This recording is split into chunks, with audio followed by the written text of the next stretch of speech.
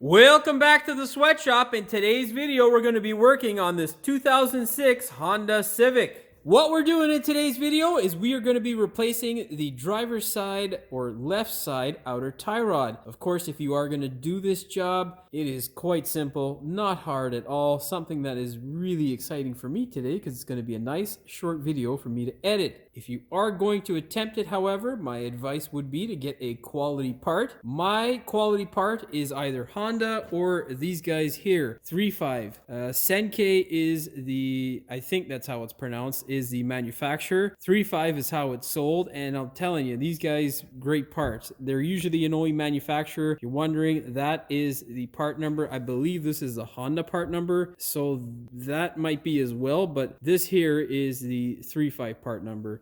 These parts here are not much more expensive than any of the Chinesium stuff that you would get as a competitor, so I just go with the Japanese stuff. Definitely a much better part. I think this thing was maybe $20 over the Chinesium stuff, so yeah. Anyhow, if you are going to attempt this job in the driveway, make sure you employ the use of a jack stand if you're going to get underneath your car. Do not be an idiot. You don't want to save yourself some money and lose your life in the process. That being said, before we get started with today's video, do me a big favor, hit that subscribe button as well as the notification bell so you never miss one of my new videos. All right, put it up in the air. In case you're wondering how it is that we check we have a bad tie rod, basically you grab the outside of the wheel like so and you shake.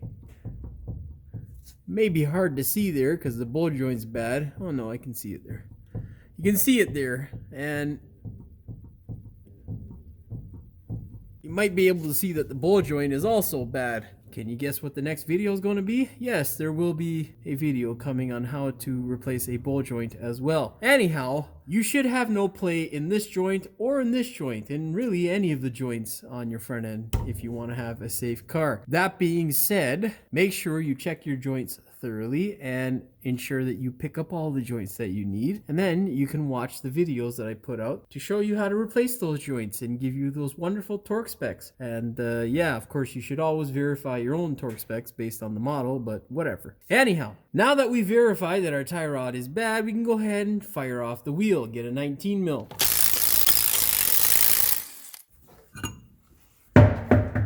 Honda! Now, with the tie rod here, usually I would tell you to get rid of the cotter pin, but as you can see here, the cotter pin has now become one with the rest of the rust in the area. You're never going to get it off. We're sending this to car heaven anyhow, so we're just going to trash this bolt. Get yourself a 19 and smash. Love that shit. I think this is aftermarket because this isn't a castle nut, and I think the Hondas always come with a castle nut, but I could be wrong, you know, whatever. Now, a lot of people would smash this guy out. No, we're going to leave that there. Keep the nut handy in case. What we have to do now is crack this nut loose, and if that nut doesn't come loose easily, well, me and you are going to cry. This is a big ass nut. This is 24 millimeters, so make sure you have a wrench. Otherwise, an adjustable should do the trick, unless this thing's welded on there by rust tight. Oh yeah, baby! Yeah, see? Love tie rod jobs. Oh, we should keep that wrench out. Now, you can go ahead and smash this thing. It doesn't take much force, but you can also use a tie rod end puller. I'm too lazy to go get it, so I'm gonna go smash this shit. Oh God, a piece of fucking dirt just went into my eye. Oh Lord, it's left some sand in there. Yeah, wear some eyeglasses. There we go. Dunzo. Holy Lord. Now what you're gonna do is just spin this guy off. If it would cooperate. Din, din, din, din, din, din, din, din, din, din. I don't know what song that is, but it's in my head, stuck in there right now. Oh yeah, baby. Look at that. Look at that. Look at that. Look at that. Look at that, right there. Now, you might need an alignment. It's very rare whenever I change these joints, provided it is a quality joint that I'm replacing it with. Provided that the joint that came off is quality, because they're usually made to a good tolerance. Oh, my cotter pin just took a swim somewhere in the sea of, we don't know where the fuck it's gonna be now. What you wanna do is basically line these two guys up like so. Make sure they are in the same position. Now, of course, you can't line them up like this. You gotta do it on the bench. Make sure they're as close to the original part or the part that you're taking off as possible, and then you can go ahead and swap it in without making any adjustments. Now, of course, I do suggest getting yourself an alignment after the fact. However, it's not always needed. Now, because we got lucky and had this thing come off, we want to ensure that if we ever have to touch it again, it comes off. So NTCs, don't be one of those people, you know. Make sure you anti-seize it. Make sure you don't have any headaches in the future. It's part of being a good technician. It's the part now where I wish that I could say that's why I get paid the big bucks, but that's not true. If you're a technician, you know you don't get really paid anything, but whatever. The bills are always big, but that doesn't mean you're putting anything in your goddamn pocket. Well, that's how it is in Canada, at least, because we have such a wonderful government that loves stealing all of our money and telling people that they're doing wonderful things with it, you know, like giving us free healthcare. God, in a feisty mood tonight, you know? Just talking about all the hot button subjects. Yeah. In case you guys down south are thinking about how wonderful our healthcare system is up here, it's not actually, because we're one of the only places where I will say it is free. The majority of stuff that you need to be free is free. However, a lot of the stuff that used to be free isn't free anymore, and the prices haven't come down. On top of that, we're one of the only countries where if you have cancer and like 6 months to live, well, they'll look you dead in the face and say, but don't worry, we have a specialist appointment for you 16 months from now, but you only have 6 months to live. That's the kind of healthcare that we have. So yeah, take that for what you will. Anyhow, push this guy in here. Oh, let's make sure we can twist that guy, because one thing that I like to do is whenever I'm putting in a joint, you want to make sure that this guy is in a position where it can go straight front to back. That way you don't have to deal with, you know, the cotter pin being in an awkward sort of position. I hope that makes sense, but yeah, thread this guy up. Don't get it twisted. I do love my country. It's just hard to love it a lot of times, especially with the people that we have running it. And I'm not for one or the other. I think that all parties have their own interest at heart and not Canadians at heart.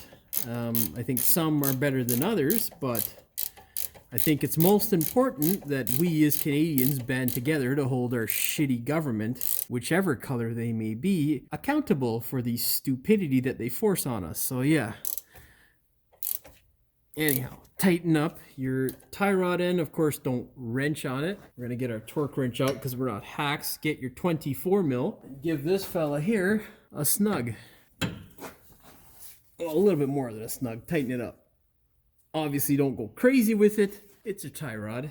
And, well, if you screw it up and you go for your alignment, they're going to charge you extra to change this out or to fix it. And, yeah, you don't want to damage stuff, so don't be overly aggressive. Grab your torque wrench, set it to 40 foot-pounds or 54 newton meters. Now, when you are torquing this thing, of course, it's probably not going to line up. If it does, you're going to go ahead and put the cotter pin in. However, if it does not line up, do not exceed 60 degrees. That is not stated anywhere in the manual. It is a Subaru thing, but it has worked for me all these years. And yeah, you don't want to screw up your wonderful new joint. And I can't see where that is. We got to go some more. So let's... Oh, I should have did it like that. This would have been a much better shot. Okay, there we go. All right. With all that extra torque, we're at 48. Perfecto. Take your cotter pin, slide it on through. You can see there, we are nice and front to back. Of course, don't be a crazy person. Get a flat screwdriver and bend it, because if you try to bend it with your thumb, it'll try to poke a hole in your thumb, which sucks. La la la la la. Let's fucking hold that guy in there and bend her up, baby. Yeah. Oh yeah, brother. All right. And there we go. Tie rod installed. We're done. We got to put the tire back on and take it for an alignment if need be. Well, I got to do the bowl joint, so stick around for that. Go ahead now. Put your wheel back on the car. Now, if you have a wheel like this where the hub doesn't line up on the actual... or the wheel doesn't line up on the hub, it's considered to be lug-centric, so you got to be extra careful when putting on the wheel because you can damage it. Grab the nuts, thread them up by hand. Now, whenever you have a non-hub-centric bolt, what you're going to do is slowly run up the nut. the while, what you're doing is supporting the wheel and making sure that the cone section of the nut is in the middle of the wheel. That way, you know, as you drive it up, you're not off center, and that way you won't damage the wheel. You can see there my wheel barely shifted, if anything. And now we're in the center, so we can drive down these nuts. And that's that. Now, all we gotta do is torque it. Grab your torque wrench, set it to 80 foot-pounds or 108 newton meters. Good to go. Well, that's all she wrote for this one. Hopefully you found the video entertaining as well as informative. If you did, please like, share, and subscribe. Don't forget to hit the notification bell so you never miss one of my new videos. And as always, thank you for watching. We will see you in the next one.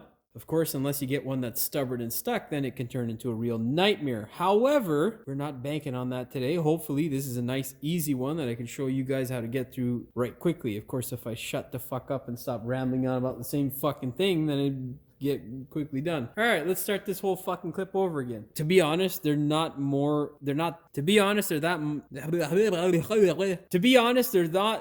fuck, man, they're not, it's simple English, Jimmy, simple fucking English. To be honest with you, they're just, you know, cancel the fucking to be honest. Just do that. That being said, okay, settle down, camera, you fucking... Oh, I forgot to do the engine information for the last video. Fuck me. Anyhow, I'll just put it in a clip. Where's that fucking... No, not that. The copper antithesis. Okay, let's do this here.